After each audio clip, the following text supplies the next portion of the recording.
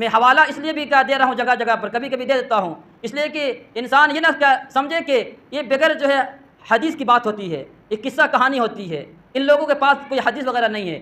کوئی ایک بات ایسی نہیں ہوگی، میں مسجد اور ممبر کو گواہ بنا کر یہ بات کہہ سکتا ہوں، احناف مسلک میں کوئی بھی مسئلہ ایسا نہیں ہے جس پر قرآن کی آیات نہ ہو، جس پر حدیث نہ ہو، جس پر صحابہ کے آثار موجود نہ ہو۔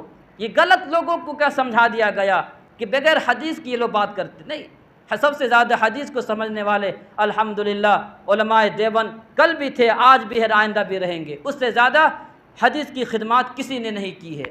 حدیث کو زیادہ یاد کرنے والے، حدیث کو زیادہ سمجھنے والے، حدیث کو زیادہ سینے سے لگانے والے علماء دیوبند سے بڑھ کر کے اس دھرتی میں کوئی پیدا نہیں ہوا ہے۔ اس لیے یہ کہنا کہ حدیث نہیں ہے، حدیث بہت سارے ہیں، لیکن چونکہ وقت بہت کم ہوتا ہے اس لیے اسی پہ مسئلہ ہم بتاتے ہیں، لیکن جب ضرورت پڑتی ہے تو پھر ہم دلائل بھی پیش کرتے ہیں۔